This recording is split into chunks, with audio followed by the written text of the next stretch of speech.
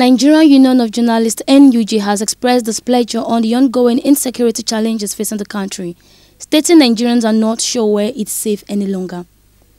NUJ's president, Comrade, called on the federal government to address the issues of insecurity and other social problems facing the country, as it is affecting the sanity of the nation.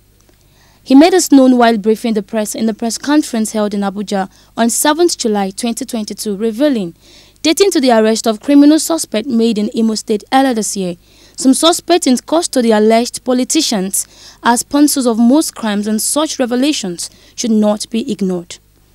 He said journalists are harassed, intimidated and arrested, oftentimes detained for carrying out their legitimate and constitutionally assigned duties and responsibilities of holding government and its functionaries accountable, adding the federal government should not be deterred but continue in providing support to journalists, the armed forces, the police and other security agencies in the fight against all forms of insecurity. It has to do with the unwarranted and unacceptable manner some security agencies have allowed themselves to be used by some politicians to harass, intimidate, arrest, and most often detain journalists for carrying out their legitimate and constitutionally assigned duties and responsibilities of government and its functionaries accountable. A situation where politicians run to the police on flimsy issues alleging libel or slander over published stories without following laid down legal procedures and clear provisions of the 1999 Constitution as amended must be checked by the heads of security agencies concerned. In the same vein, a situation where the police or any of the security agencies now want to assume the role of the court should also not be allowed. This must be stopped forthwith owing to the fact that the law is clear and properly defined on such matters. Journalists must be allowed to carry out their professional duties in the public interest without intimidation and harassment.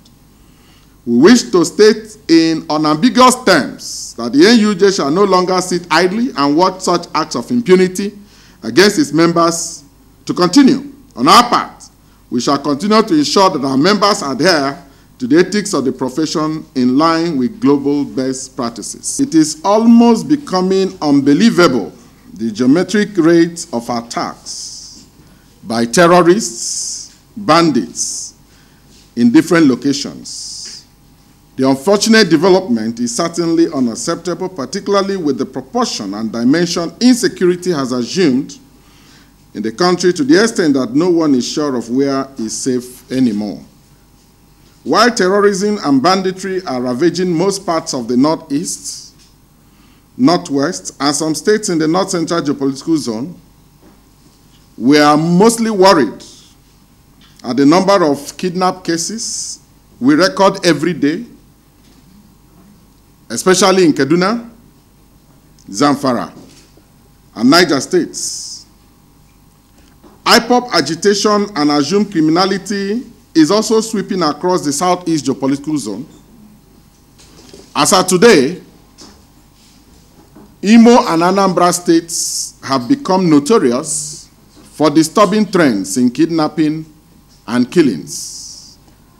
The security agencies must rise to the occasion, especially in Imo State, where some arrests have been made, with suspects making mind-boggling revelations. We've heard that some suspects are in custody since last year and have even mentioned names of politicians as their sponsors. We should not ignore such revelations, and we believe all those fingered in this must be brought to book. We are hopeful that the Inspector General of Police would address these issues as a matter of utmost national importance. As for Anambra State, efforts must be intensified in arresting the rising crime wave in the state. Quite recently, we heard about how a member of the State House of Assembly was kidnapped and beheaded. Another former member of the House of Assembly was also kidnapped and killed. These are indeed very ugly stories. Apart from the southeast, other south, and southwest parts of the country are not also spared of the activities of daredevil bandits and kidnappers that kill at will, thereby making nonsense of the premium value attached to human life. This cannot continue and must not be allowed to continue. Just last Tuesday night, the audacity of these criminal gangs was expressed in a daring raid on the Kuje maximum security prison in Abuja. The correctional facility was breached for hours without any reinforcement being sent after soldiers and other guards were overpowered. According to the correctional service officials, over 600 inmates escaped, including all the Boko Haram members in detention. Before then, a presidential convoy conveying an advance party of officials for the Salah visit of Mr. President Muhammad Buhari to Daura, was attacked, and it took the presidential guards much effort to repel the attackers. This is the frightening dimension of security challenges in the country today.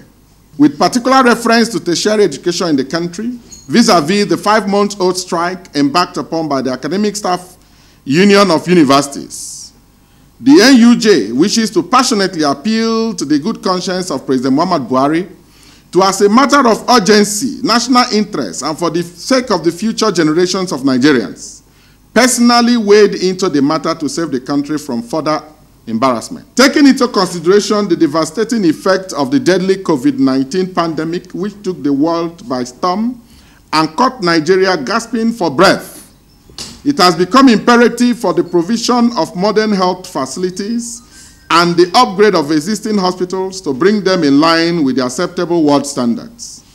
This will help in reducing medical tourism to the barest minimum and also save the country the needed foreign exchange, while also putting a stop to avoidable embarrassments some of our top officials in government suffer in the countries they go to seek medical interventions. Ojone Samson, GTV Africa.